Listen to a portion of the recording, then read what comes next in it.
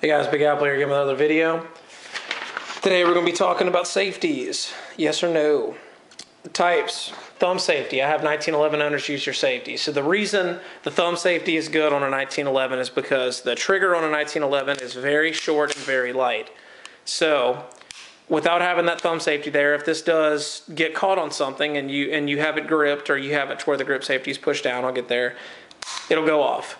So you want to have an extra line of defense there. You want to have that thumb safety on. So if you do carry it, have that on and get used to turning it off when you draw. Make it part of your training. Next, I have grip safety, which is very misunderstood. The grip safety was invented along in 1911 with this design when cars weren't around yet and soldiers had to carry these around on horseback. So if it fell out of its holster with it cocked and locked like this, they wanted another fail-safe to prevent the gun from going off. That's why it was invented. The grip safety on the XDs I don't really think is necessary because it doesn't have a short trigger like this, and it's not going to be flying off of your person all the time. I don't think it's necessary on the XDs. I have magazine or magazine disconnect safety, it is sometimes called. My Ruger SR9C here had a magazine disconnect safety, but I removed it the day I bought it because I don't want my gun to be useless if the magazine dropped out of it, which is what a magazine disconnect safety does.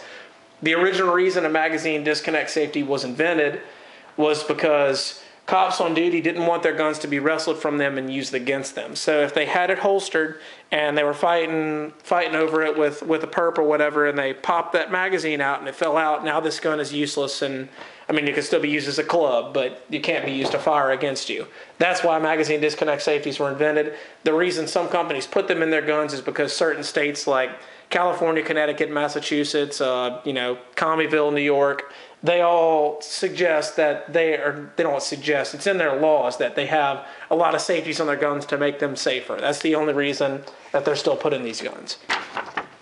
I have trigger safety. I think the concept of a trigger safety is really stupid. I do think that this notch has some purpose. As you can see, the trigger safety prevents it from being fired unless you pull on the bottom there, as opposed to my car CM9, which doesn't have one. It's just a smooth trigger, and that's it.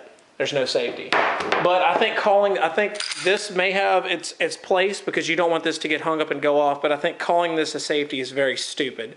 That'd be like the equivalent of calling an accelerator a gas pedal in a car. It's just a very backwards idea.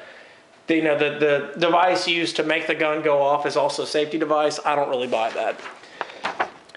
Next one I have listed is decocker.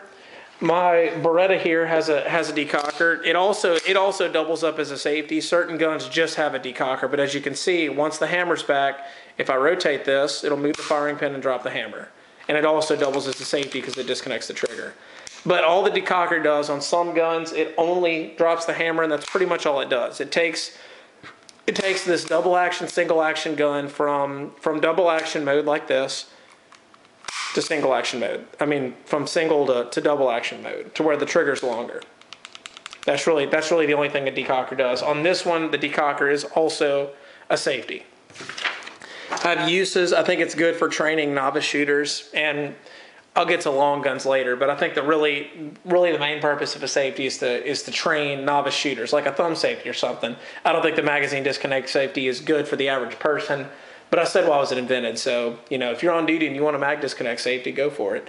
But I think training novice shooters is good because you train them in the basics of firearms, and you make sure you have them ingrain the basics of firearm safety in their heads. So if they are negligent the first time out or whatever, something happens, then that's the one time I can see it'd be good to have a safety.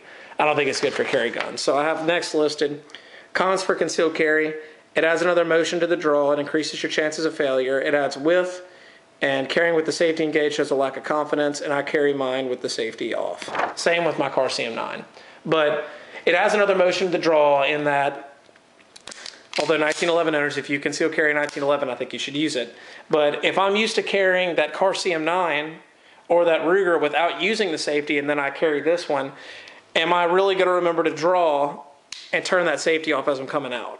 I could pull it out and then, and then I'm dead.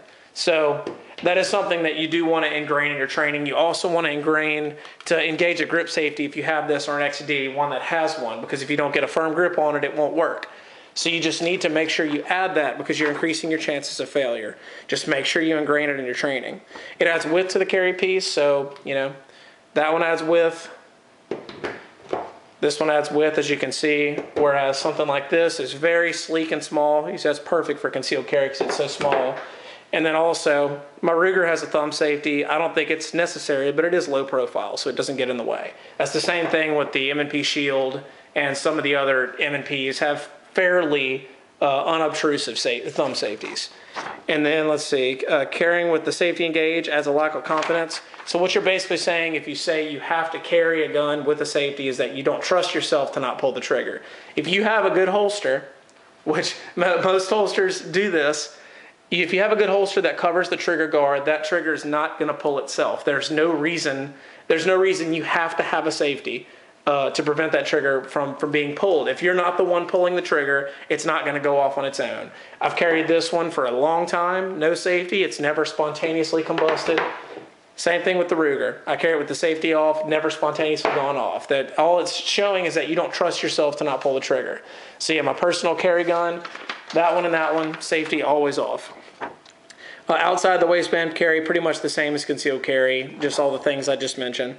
Home defense, the decision is up to you. If you have kids or something and you want to keep it safe, and that whatever you want to do, that's fine. And then under that, I have long gun safeties, which I think goes hand in hand with home defense. My 870 here, I think it's good that it has a safety, because again, it has a very short trigger, just like the 1911, a very short trigger. The same thing with a bolt action rifle. I think it's good that something with a short trigger has some sort of safety. And you're not going to draw your shotgun from concealment and need it immediately. So you're not really increasing your chances of failure. I have learned negligence and trust here, because I think this is something that doesn't get talked about enough. When someone buys their first gun, if they buy a gun with a safety, they end up becoming dependent on that safety, and that's something you have to prevent from happening. You say, oh yeah, well the safety's on, it doesn't matter if my finger's in here, and then you become negligent. Well, what you're doing is you're trusting something that's mechanical. This is a mechanical part. It can fail. It has the possibility of failing. It can fail. So you never want to trust that. And that leads me to my next point. Most reliable safeties are your brain and your fingers. Most shooters that have been shooting for a long time say, this is my safety right here, or the safety between my ears is my safety. And I think that's absolutely true. You make sure you train right, you solidify the firearm safety rules in your head, and you make sure you know what you're doing every time you pick it up. And if you show competence every single time you pick it up, and you never neglect your firearm rules, then you don't really need a safety. Nothing bad is ever going to happen. Accidents do happen, but there's a difference between negligent discharge and accidental discharge. So don't trust your safeties, and learn. Brain and fingers, make sure you solidify the safety rules in your head. This is Big Apple signing out.